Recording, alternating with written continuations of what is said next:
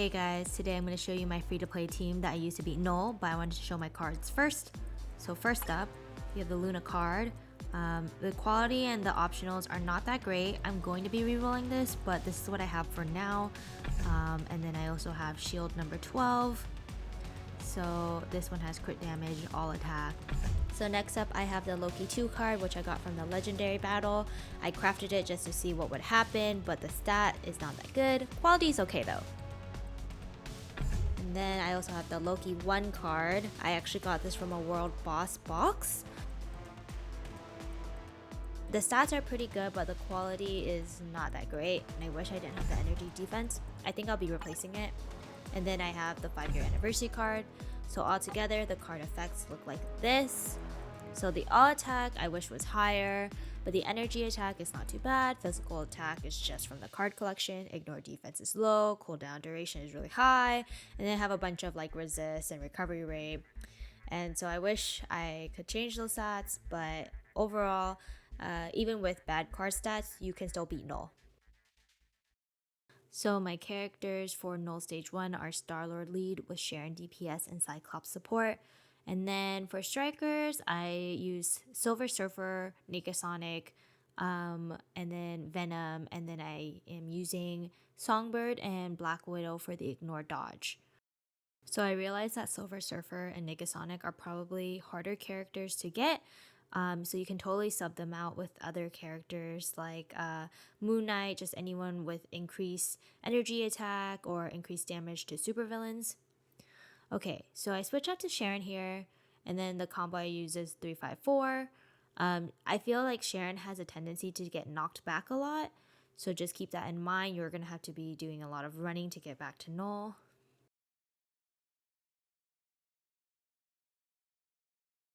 So here he does the symbiote cage, and then I used my T3 right before that, so I lost it.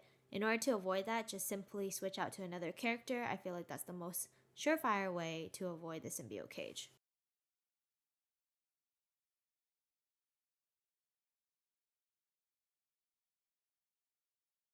I would say if you miss 2 of the first tier 3s in the first phase, it's probably a good idea to restart, especially if your Valor and Resistance are not high.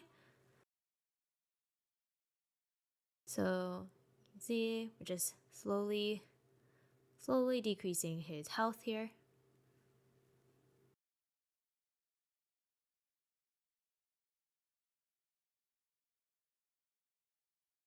Okay, and then launch the T3 again. So ideally, I would have a T3 ready to go just so I could completely pass by this next phase. But I decided just to go ahead and use it there because I like to try to get him off the chair by 3:30. So he attacks, and then, try not to get stunned by the black tornadoes. Now he holds his sword parallel to the ground, and then he hits it, and then you have these symbiotes running after you. So I like to switch to Cyclops at this point just because I don't care if he dies. Launch the T3, and hopefully bypass this into the next phase, but I didn't. So there we go.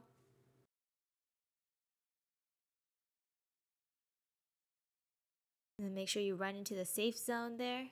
If you feel like you're not going to make it, you can always switch out to Cyclops again. I would try not to switch out to Star-Lord only because he's kind of necessary for the very last 6 bars in my opinion, especially if you want to safely beat Knull and not rely too heavily on Sharon's proc hitting. I switch out to Star-Lord here because I want to try to load up his tier 3. I switch out to Cyclops in case he gets hit by the symbiotes. I don't care if he dies. So there it is.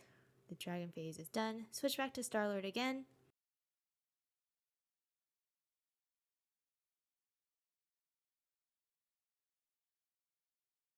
And you can switch here and then that crowd of symbiotes will disappear again. So he does this, run to the circle. Okay, I switch back to Sharon immediately. And then ahead, launch 4.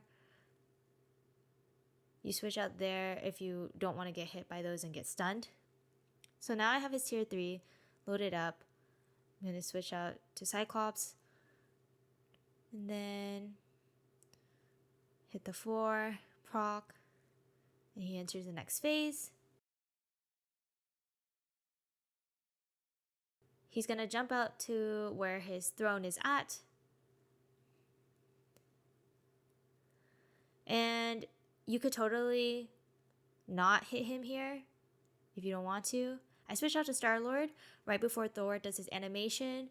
I hit the tier 3 and then hit the 5, switch out to Sharon, and then I do her tier 3.